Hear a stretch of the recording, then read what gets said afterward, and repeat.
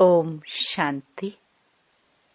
6 नवंबर 2024। बाबा के महावाक्य। मीठे बच्चे, बाबा की दृष्टि हद और बेहद से भी पार जाती है। तुम्हें भी हद सतयुग, बेहद कलयुग से पार जाना है। प्रश्न: ऊंचते ऊंच ज्ञान रत्नों की धारणा किन बच्चों को अच्छी होती है? उत्तर: जिनका बुद्धि योग एक बाप के साथ है, पवित्र बने हैं, उन्हें इन रत्नों की धारणा अच्छी होगी। इस ज्ञान के लिए शुद्ध बर्तन चाहिए। उल्टे सुलटे संकल्प भी बंद हो जाने चाहिए। बाप के साथ योग लगाते लगाते बर्तन सोना बने, तब रतन ठहर सके। ओम शांति। मीठे मीठे रूहानी बच्चों को रूहानी बाप बैठ रोज रोज समझाते हैं। यह तो समझाया है बच्चों को ज्ञान, भक्ति और वैराग्य का यह सृष्टि चक्र बना हुआ है। बुद्धि में यह ज्ञान रहना चाहिए। तुम बच्चों को हद और बेहद से पार जाना है। बाप तो हद और बेहद से पार है। उनका भी अर्थ समझना चाहिए ना। रूहानी बाप बैठ समझाते हैं। यह भी टॉपिक समझानी है कि ज्ञान, भक्ति पीछे है वैराग्य। ज्ञान को कहा जाता है दिन, जबकि नई दुनिया है, उसमें यह भक्ति अज्ञान है नहीं।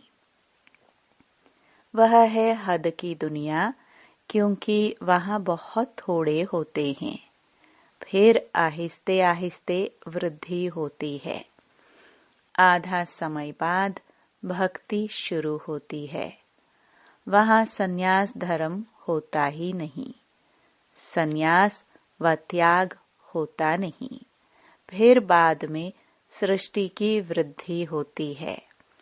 ऊपर से आत्माएं आती जाती हैं। यहाँ वृद्धि होती रहती है। हद से शुरू होती है, बेहद में जाती है।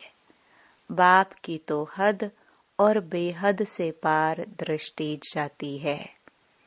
जानते हैं हद में कितने थोड़े बच्चे होते हैं। फिर रावण राज्य में कितनी वृद्धि हो जाती है। अब तुमको हद और बेहद से भी पार जाना है। सतयुग में कितनी छोटी दुनिया है। वहाँ संन्यास व वैराग्य आदि होता नहीं।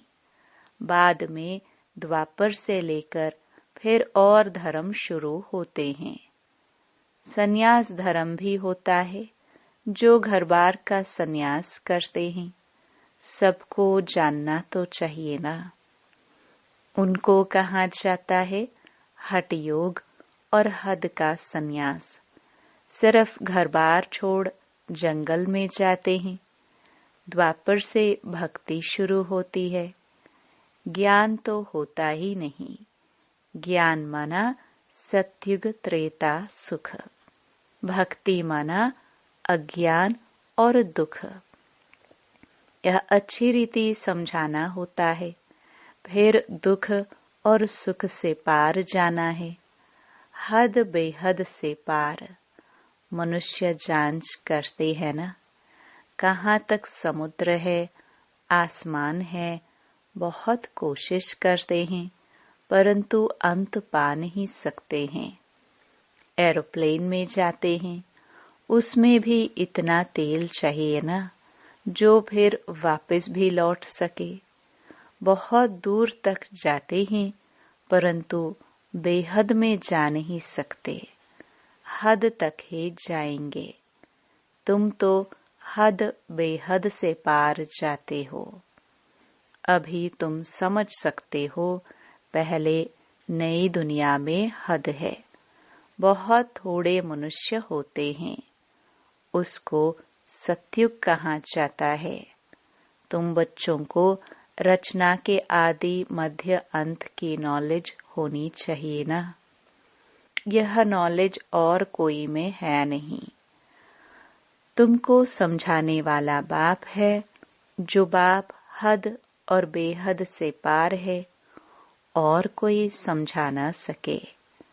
रचना के आदि मध्य अंत का राज समझाते हैं, फिर कहते इससे पार जाओ। वहां तो कुछ भी रहता नहीं, कितना भी दूर जाते हैं, आसमान ही आसमान है। इनको कहा जाता है हद बेहद से पार, कोई अंत नहीं पा सकते। कहेंगे बेअंत। बेअंत कहना तो सहज है, परंतु अंत का अर्थ समझना चाहिए। अभी तुमको बाप समझ देते हैं। बाप कहते हैं, मैं हद को भी जानता हूँ, बेहद को भी जानता हूँ। फलाने फलाने धर्म फलाने फलाने समय स्थापन हुए हैं। दृष्टि जाती है सतयुग की हद तरफ, फिर कलयुग के बेहद तरफ, फिर हम पार चले जाएंगे जहाँ कुछ नहीं। सूर्य चांद के भी ऊपर हम जाते हैं, जहाँ हमारा शांति धाम स्वीट होम है। यू सतयुग भी स्वीट होम है, वहाँ शांति भी है, तो राज्य भाग्य सुख भी है, दोनों ही हैं। घर जाएंगे तो वहाँ सिर्फ शांति होगी, सुख का नाम नहीं लेंगे। अब तुम शांति भी स्थापन कर रहे हो और सुख शांति भी स्थापन कर रहे हो। वहाँ तो शांति भी है, सुख का राज्य भी है। मूल वतन में तो सुख की बात नहीं। आधा कल्प तुम्हारा राज्य चलता है, फिर आधा कल्प के बाद रावण का राज्य आता है। अशांति है ही 5 विकारों से।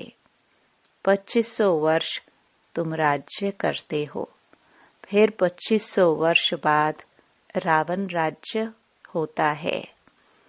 उन्होंने तो लाखों वर्ष लिख दिया है, एकदम जैसे बुद्धू बना दिया है। 5000 वर्ष के कल्प को लाखों वर्ष कह देना बुद्धूपना कहेंगे ना। जरा भी सभ्यता नहीं है। देवताओं में कितनी दैवी सभ्यता थी, वह अब असभ्यता हो पड़ी है। कुछ नहीं जानते, आसुरी गुण आ गए हैं। आगे तुम भी कुछ नहीं जानते थे, काम कटारी चलाए आदि मध्य अंत दुखी बना देते हैं। इसलिए इनको कहा ही जाता है रावण संप्रदाय। दिखाया है राम ने बंदर सेना ली। अब रामचंद्र त्रेता का, वहां फिर बंदर कहाँ से आए? और फिर कहते राम की सीता चुराई गई। ऐसी बातें तो वहां होती ही नहीं। जीव जानवर आदि 84 लाख योनियां जितनी यहाँ है, उतनी सतयुग त्रेता में थोड़ी होंगी। यह सारा बेहद का ड्रामा बाप बैठ समझाते हैं। बच्चों को बहुत दूरांदेशी बनना है।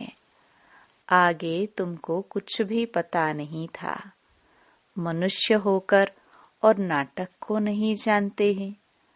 अभी तुम समझते हो सबसे बड़ा कौन है? ऊंचते ऊंच भगवान।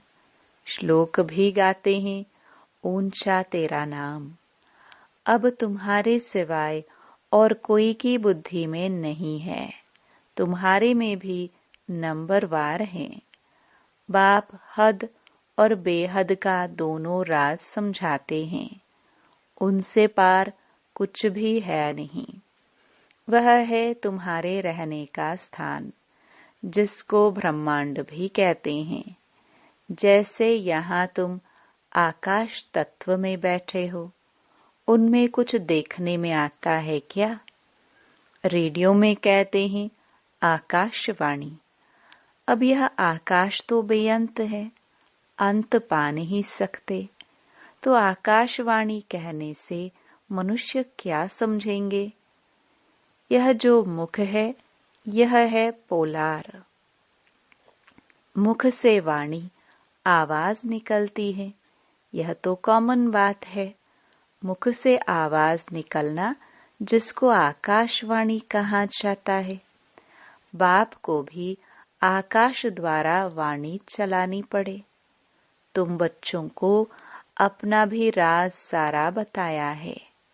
तुमको निश्चय होता है बहुत सहज। जैसे हम आत्मा हैं, वैसे बाप भी परम आत्मा है। ऊंच ते ऊंच आत्मा है ना। सबको अपना अपना पाठ मिला हुआ है। सबसे ऊंच ते ऊंच भगवान, फिर प्रवृत्ति मार्ग का युगल मेरू।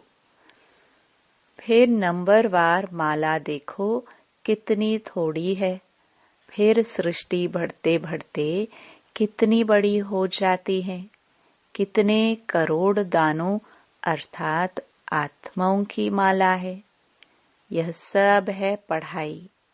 बाप जो समझाते हैं, उनको अच्छी रीति बुद्धि में धारण करो। झाड़ की डिटेल तो तुम सुनते रहते हो।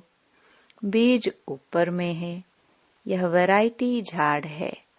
इनकी आयु कितनी है? झाड़ वृद्धि को पाता रहता है, तो सारा दिन बुद्धि में यही रहे। इस सृष्टि रूपी कल्प वृक्ष की आयु बिल्कुल एक्यूरेट है। 5000 वर्ष से 1 सेकंड का भी फर्क नहीं हो सकता। तुम बच्चों की बुद्धि में अब कितनी नॉलेज है, जो अच्छे मजबूत हैं। मजबूत तब होंगे जब पवित्र हो। इस नॉलेज की धारणा करने के लिए सोने का बर्तन चाहिए। फिर ऐसा सहज हो जाएगा जैसे बाबा के लिए सहज है। फिर तुमको भी कहेंगे मास्टर नॉलेजफुल। फिर नंबरवार पुरुषार्थ अनुसार माला का दाना बन जाएंगे। ऐसी ऐसी बातें बाबा बिगर कोई समझा ना सके। यह आत्मा भी समझा रही है। बाप भी इस तन द्वारा ही समझाते हैं, न कि देवताओं के शरीर से। बाप एक ही बार आकर गुरु बनते हैं, फिर भी बाबा को ही पाठ बजाना है। 5000 वर्ष बाद आकर पाठ बजाएंगे। बाप समझाते हैं ऊंच ते ऊंच मैं हूँ। फिर है मेरू, जो आदि में महाराजा महारानी है। वह फिर जाकर अंत में आदिदेव आदिदेवी बनेंगे। ये सारा ज्ञान तुम्हारी बुद्धि में है। तुम कहाँ भी समझाओ तो वंडर खाएंगे। यह तो ठीक बताते हैं। मनुष्य सृष्टि का बीज रूप ही नॉलेजफुल है। उनके बिगर और कोई नॉलेज दे नहीं सकते। ये सब बातें धारण करनी है, परंतु बच्चों को धारणा होती नहीं है। है बहुत सिंपल, कोई मुश्किलात नहीं है। एक तो याद की यात्रा चाहिए इसमें, जो फिर पवित्र बर्तन में रतन ठहरे। यह ऊंच ते ऊंच रत्न है। बाबा तो जवहरी था। बहुत अच्छा हीरा माणिक आदि आता था, तो चांदी की डिब्बी में कपूस आदि में अच्छी रीति रखते थे। जो कोई भी देखे तो कहेंगे यह तो बड़ी फर्स्ट क्लास चीज है। यह भी ऐसे है। अच्छी चीज अच्छे बर्तन में शोभती है। तुम्हारे कान सुनते हैं, उनमें धारणा होती है। पवित्र होगा, बुद्धि योग बाप से होगा तो धारणा अच्छी होगी, नहीं तो सब निकल जाएगा। आत्मा भी है कितनी छोटी, उनमें कितना ज्ञान भरा हुआ है। कितना अच्छा शुद्ध बर्तन चाहिए। कोई संकल्प भी ना उठे। उल्टे सुल्टे संकल्प सब बंद हो जाने चाहिए। सब तरफ से बुद्धि योग हटाना है। मेरे साथ योग लगाते लगाते बर्तन सोना बना दो, जो रतन ठहर सके। फिर दूसरों को दान करते रहेंगे। भारत को महादानी माना जाता है। वह धन दान तो बहुत करते हैं, परंतु यह है अविनाशी ज्ञान रत्नों का दान। देह सहित जो कुछ है वह सब छोड़कर एक के साथ बुद्धि का योग रहे। हम तो बाप के हैं, इसमें ही मेहनत लगती है। एम ऑब्जेक्ट तो बाप बता देते हैं। पुरुषार्थ करना बच्चों का काम है। अब ही इतना ऊंच पद पा सकेंगे। कोई भी उल्टा सुल्टा संकल्प व विकल्प न आए। बाप ही नॉलेज का सागर हद बेहद से पार है।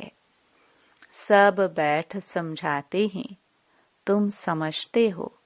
बाबा हमको देखते हैं, परंतु हम तो हद बेहद से पार ऊपर चला जाता हूँ। मैं रहने वाला भी वहाँ का हूँ। तुम भी हद बेहद से पार चले जाओ। संकल्प विकल्प कुछ भी ना आए, इसमें मेहनत चाहिए। गृहस्थ व्यवहार में रहते कमल फूल समान बनना है। हथ कारडे दिल यारडे। गृहस्थी तो बहुत हैं। गृहस्थी जितना उठाते हैं उतना घर में रहने वाले बच्चे नहीं। सेंटर चलाने वाले, मुरली चलाने वाले भी नापास हो जाते हैं और पढ़ने वाले ऊंच चले जाते हैं। आगे तुमको सब मालूम पड़ता जाएगा। बाबा बिल्कुल ठीक बताते हैं। हमको जो पढ़ाते थे उनको माया खा गई। महारथी को माया एकदम हप कर गई है नहीं। मायावी ट्रेटर बन जाते हैं। विलायत में भी ट्रेटर बन पड़ते हैं ना। कहाँ कहाँ जाकर शरण लेते हैं। जो पावरफुल होते हैं उस तरफ चले जाते हैं। इस समय तो मौत सामने है ना, तो बहुत ताकत वाले पास जाएंगे। अभी तुम समझते हो बाप ही पावरफुल है। बाप है सर्वशक्तिमान। हमको सिखलाते सिखलाते सारे विश्व का मालिक बना देते हैं। वहाँ सब कुछ मिल जाता है। कोई अप्राप्त वस्तु नहीं होती जिसकी प्राप्ति के लिए हम पुरुषार्थ करें। वहाँ कोई ऐसी चीज होती नहीं जो तुम्हारे पास न हो। सो भी नंबरवार पुरुषार्थ अनुसार पद पाते हैं। बाप बिगर ऐसी बातें कोई नहीं जानते। सब हैं पुजारी। भल बड़े बड़े शंकराचार्य आदि हैं। बाबा उन्हों की महिमा भी सुनाते हैं। पहले पवित्रता की ताकत से भारत को बहुत अच्छा थमाने निमित्त बनते हैं। सो भी जब सतो प्रधान होते हैं। अभी तो तमो प्रधान है। उनमें क्या ताकत रखी है?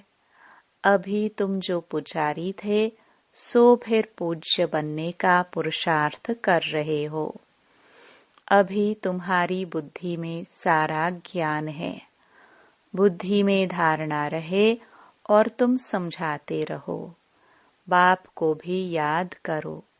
बाप ही सारे झाड़ का राज समझाते हैं। बच्चों को मीठा भी ऐसा बनने का है। युद्ध है ना, माया के तूफान भी बहुत आते हैं, सब सहन करना पड़ता है। बाप की याद में रहने से तूफान सब चले जाएंगे। हातम ताई का खेल बताते हैं ना, मुलहरा डालते थे, माया चली जाती थी। मुलहरा निकालने से ही माया आ जाती थी। छुई मुई होती है ना, हाथ लगाओ तो मुरझा जाते हैं। माया बड़ी तीखी है। इतना ऊंच पढ़ाई पढ़ते पढ़ते बैठे बैठे गिरा देती हैं। इसलिए बाप समझाते रहते हैं, अपने को भाई भाई समझो तो फिर हद बेहद से पार चले जाएंगे। शरीर ही नहीं तो फिर दृष्टि कहाँ जाएगी। इतनी मेहनत करनी है, सुनकर फा नहीं हो जाना है। कल्प कल्प तुम्हारा पुरुषार्थ चलता है और तुम अपना भाग्य पाते हो। बाप कहते हैं, पढ़ा हुआ सब भूलो। बाकी जो कभी नहीं पढ़े हो वह सुनो और याद करो। उनको कहा जाता है भक्ति मार्ग। तुम राज ऋषि हो ना, जटाएं खुली हो और मुरली चलाओ। साधु संत आदि जो सुनाते हैं वह सब हैं मनुष्यों की मुरली। यह है बेहद के बाप की मुरली। सतयुग त्रेता में तो ज्ञान के मुरली की दरकार ही नहीं। वहाँ न ज्ञान की न भक्ति की दरकार है। यह ज्ञान तुमको मिलता है इस संगम युग पर और बाप ही देने वाला है। अच्छा, मीठे मीठे सिखिलदे बच्चों प्रति मात पिता बाप दादा का याद प्यार और गुड मॉर्निंग। रूहानी बाप की रूहानी बच्चों को नमस्ते। धारणा के लिए मुख्य सार। पहला, बुद्धि में ज्ञान रत्नों को धारण कर दान करना है। हद बेहद से पार ऐसी स्थिति में रहना है जो कभी भी उल्टा सुल्टा संकल्प व विकल्प न आए। हम आत्मा भाई भाई हैं, यही स्मृति रहे। दूसरा, माया के तूफानों से बचने के लिए मुख में बाप की याद का मुलहरा डाल लेना है। सब कुछ सहन करना है, छुई मुई नहीं बनना है। माया से हार नहीं खानी है। वरदान। सदा एक के स्नेह में समाये हुए, एक बाप को सहारा बनाने वाले सर्व आकर्षण मुक्त भव। जो बच्चे एक बाप के स्नेह में समाये हुए हैं वे सर्व प्राप्तियों से संपन्न और संतुष्ट रहते हैं। उन्हें किसी भी प्रकार का सहारा आकर्षित नहीं कर सकता। उन्हें सहज ही एक बाप दूसरा न कोई, यह अनुभूति होती है। उनका एक बाप ही संसार है। एक बाप द्वारा ही सर्व संबंधों के रस का अनुभव होता है। उनके लिए सर्व प्राप्तियों का आधार एक बाप है, न कि वैभव व साधन, इसलिए वे सहज आकर्षण मुक्त हो जाते हैं। स्लोगन: प्रकृति को पावन बनाना है तो संपूर्ण लगाव मुक्त बनो। ओम शांति।